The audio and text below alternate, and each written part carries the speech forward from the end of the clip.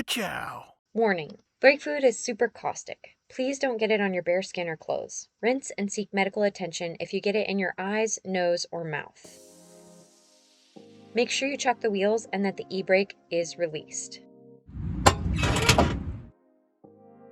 Using penetrating spray, spray the rubber line where it meets the hard line, the caliper bracket bolts, and the e-brake components. Pull the safety clip for the e-brake, then lift the pin out. Pull the U-clip off the e-brake cable so you can pull the cable back out through the bracket.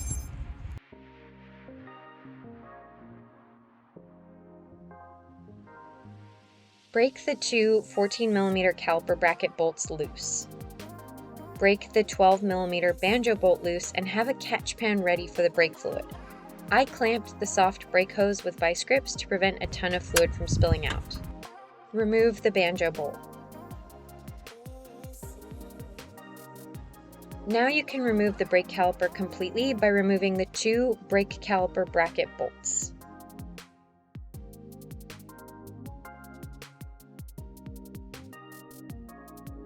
Always compare your old parts to your new parts. If the retaining screws for your rotor don't come out like these ones, you may need an impact screwdriver. Remove the rotor. When installing the new rotor, make sure to line up the recessed holes with the screw holes. I like to put a bit of blue Loctite on these screws. Put the new caliper back on with the two 14mm caliper bracket bolts. If you're not replacing the soft brake lines and both sides are done, you can skip to doing a brake fluid flush. To replace the soft brake lines, start by releasing the vice grips. You'll need to undo the U-clip. I just used the back of a hammer. Undo the 12mm bolt between the rotor and the shock, holding the brake line in place. Use a 10mm flare nut wrench to break the line loose. Do not use a regular open-ended wrench or you risk rounding the bolt head on the flare nut and then you're looking at a much bigger repair. Loosen the bolt and have your catch pan ready. Pull the line all the way out and attempt to catch as much brake fluid as you can. Make sure to compare your new parts to your old parts for shape, fitment, and length.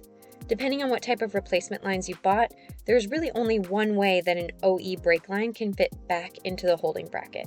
Put the U-clip back in.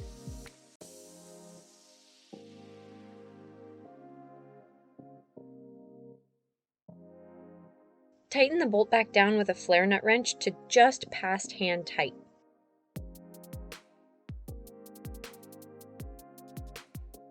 Using two new washers, one on each side, replace the soft brake line into the caliper with the banjo bolt.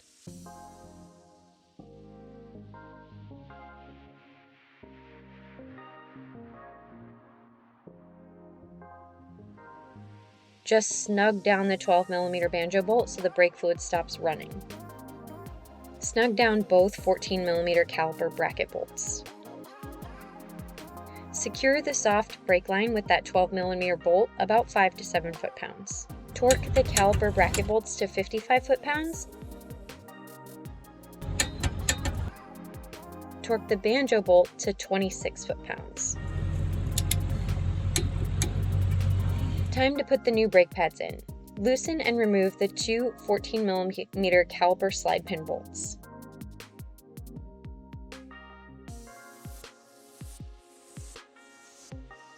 Try never to let your caliper dangle from the soft brake hose. Always support it, either with a bungee or your leg or something. Place the new hardware in the new caliper and caliper bracket. It's actually smarter to put the pad in place first, then put the anti-seize on, but if you're up for a challenge of not getting it all over yourself, you can put it on before placing the pad.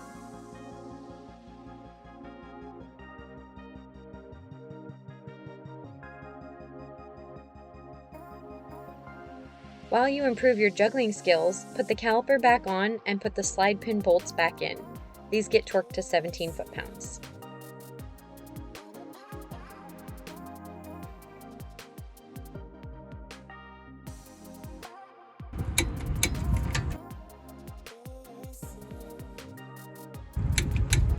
Slide the e-brake cable through the new bracket and secure it with the U-clip.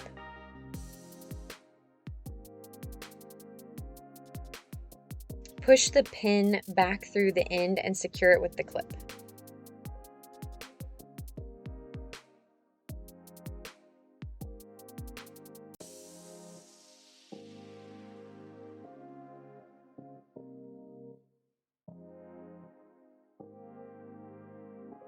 Make sure you spray the front and back of the rotor off really well with brake clean, then perform your brake fluid flush. Thank you so much for watching. I offer in-person and virtual consulting and education. So if you ever want help completing this job yourself, feel free to reach out using the details in the description. Please remember to like, comment, and subscribe below so we can help other people find this video. You can find other helpful tips and tricks on my Instagram, Facebook, TikTok, and LinkedIn at Girlie Garage.